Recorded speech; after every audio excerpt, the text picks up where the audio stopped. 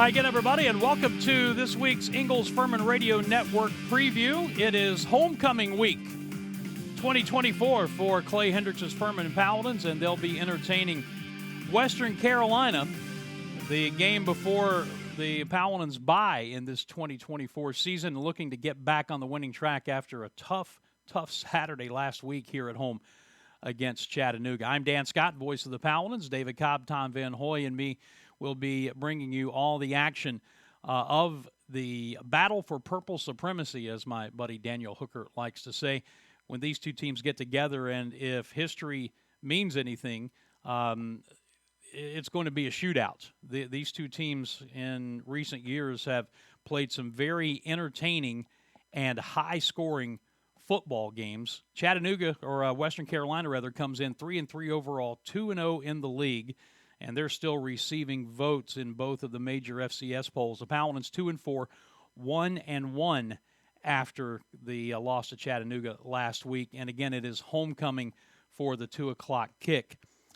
Paladins will be coming into this one a young team, getting even younger because of the injuries that continue to mount. But as Clay Hendricks and I talked about this week, nobody is going to feel sorry for this Furman football team, especially after the last two seasons going 10-3 with the veteran teams that they ran out there.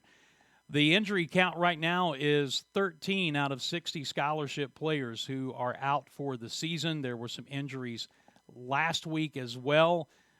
Some game time decisions coming up as far as who is in, who is out. And what it's done, it has taken some young men who were third and fourth on the depth chart going back to spring or even the beginning of fall camp, and now many of them are in the 1 and 2 spots on the depth chart.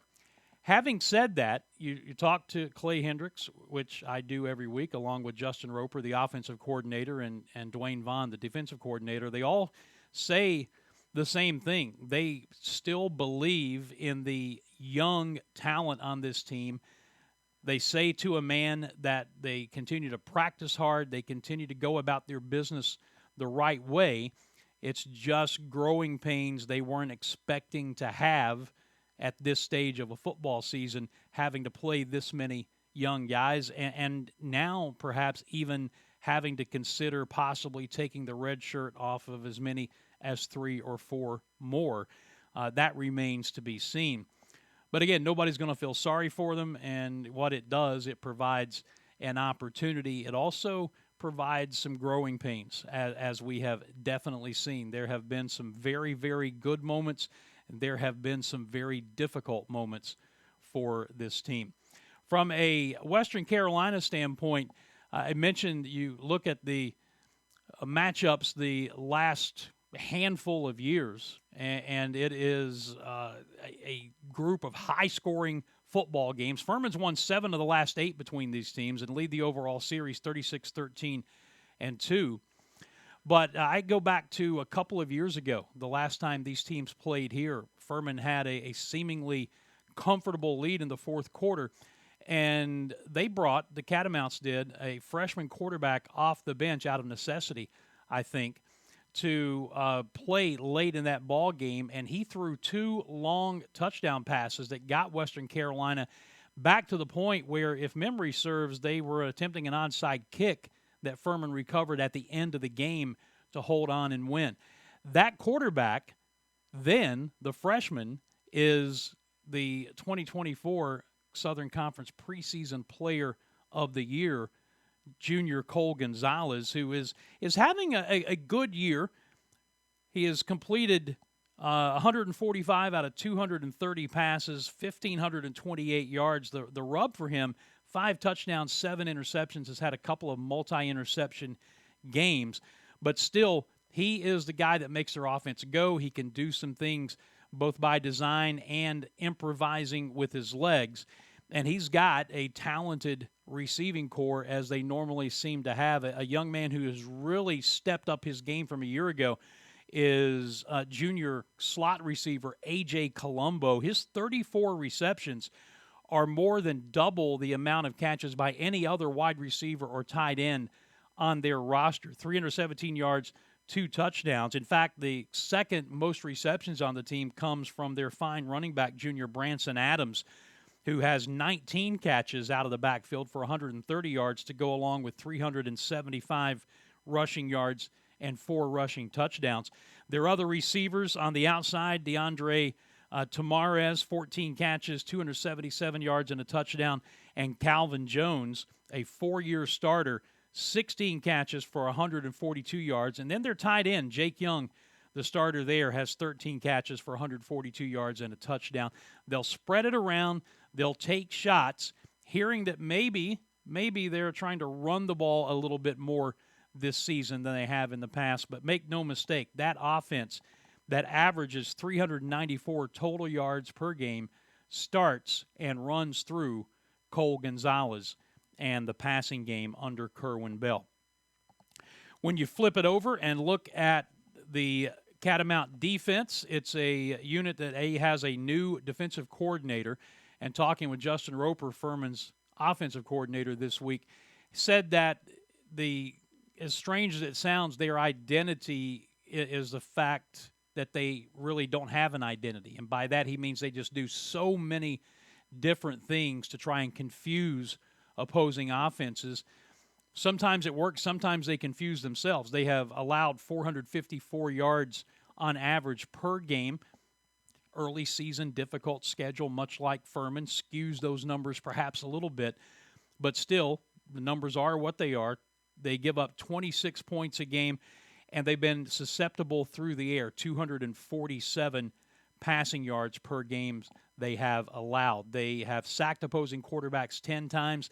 They are even in the turnover ratio. They've given it away 9 times. They have taken it away 9 times, and that's one big advantage they'll have on Furman this week, because after the 5 Paladin turnovers against Chattanooga last week, even though 2 of them, as it turned out, really shouldn't have been turnovers, they went in the books that way.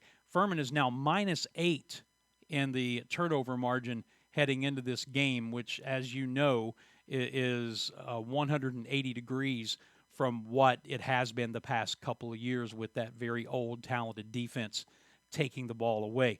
Not generating as many turnovers, giving it away too often. In the 3 FCS games the Paladins have played this season, 3 FCS losses, they've given it away a total of 12 times. And you just can't do that and win football games. From a Furman offensive standpoint, you're going to see a team that will probably go a little more, try to go a little more physical in the power sort of running game against Western Carolina, and history says that is what you do against Western Carolina, because you go back over the course of the last 4 or 5 years, Furman running backs have put up some huge days running the football. Dominic Roberto each of the last 2 years, as a matter of fact, and try to take a little bit of the pressure off of freshman quarterback Trey Hedden. He was benched at halftime last week, wanted to give him a little bit of a different perspective perhaps. Carson Jones came in, played pretty well in the second half, all things considered, but Trey is back in there this week, and we'll see how the offense performs. Again, it's a very talented group, but you look at the number of true and redshirt freshmen, especially at the skill positions, and you're going to have to live with some mistakes if you're the coaching staff. The thing I love about it, I can talk about the 13 players out for the season. I can talk about the other injuries that are plaguing this team and all the other things. The coaches, they're not using that as an excuse. They expect it to be the next man up mentality. And what's ultimately going to happen, whether it's down the stretch this season or going into next year, these things always turn. And the adversity that Furman is facing now, it's going to make all of these young football players that much better and that much mentally stronger moving forward. They're hoping that accelerates beginning this week, because as we flip it over to the conference standings, the Paladins are still very much in the thick of things when it comes to the SoCon. And if they can get a win against this Catamount team this week going into the bye, things set up for Furman to have a successful run, or a potential successful run anyway, down the stretch. But you look at the league, it's still Mercer at 3-0. This Western Carolina team at 2-0. ETSU, Chattanooga 2-1. Then there's Furman and Sanford 1-1. Wofford 1-2. VMI and the Citadel both both winless. VMI 0-2, the Citadel 0-4. That will change this week because as we look at the schedule, one of the games is the Military Classic of the South. Or in wrestling terms, maybe it's a loser leaves town match. I don't know. But at 1:30, the Citadel will be at VMI, and Wofford will be at Chattanooga also at 1:30. Mercer will be at Sanford at 3 p.m. So that's a look at the standings. That's a look at the schedule, a bit about the game this week. I'll just remind you of a couple of things before we wrap it up. This is the second and final weekend to fill the den bin. We've got our Furman 18-wheeler trailer, the semi-truck trailer, parked out in the fan zone right outside the football building and releasing this on Thursday. So from 11 to 5 on Friday and then up until shortly before game time on Saturday, we're asking you to bring items to fill the truck, and it will be taken and donated to the people in Western Carolina who need it, courtesy of our friends at Ingles and Harvest Hope. So take the opportunity. You can go to Furman's social media and see the list of items that they need. It's pretty standard: water, non-perishable foods, those kind of things, but there's some specifics on there as well. So go check that out on Furman's social media. Help us fill that truck this weekend, and then next week it's going to be delivered by our friends at Smith Drayline to Western North Carolina and distributed to the people up there who need it. The other thing that I want to make sure that I mention is the fact that it's going to be so great to see my friend Gary Ayers, the longtime play-by-play voice of Western Carolina. Going back to, I think it was August sometime, Gary had a heart attack that almost took him out. And 2 weeks ago, he was back to work. This will be his third game back, I believe. And as I told him via text not too long ago, he'll do anything in the world, it seems, to have to not work with Daniel Hooker, but that was taking it to the extreme. So it'll be good to see Gary and have him occupying the visiting radio booth along with the rest of his crew and our buddy Hook. Listen, the game is going to be televised. If you can't make it, it's on ESPN Plus beginning at 2 p.m. Our radio broadcast will begin with the Pepsi Countdown to Kickoff at 12:30 p.m. and the kick at 2 o'clock on the Fan Upstate, 97.7 FM in Greenville, 97.1 in Spartanburg, Odyssey.com, and the Odyssey app, and, of course, Booth Cam, brought to you by Ingles. You can watch us. We're hoping to have a huge crowd here for homecoming. Tickets are available.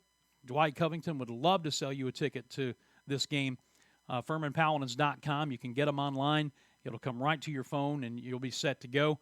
Or you can get them when you come to the stadium on Saturday. Love to have you here. If not, we've got you covered on the broadcast.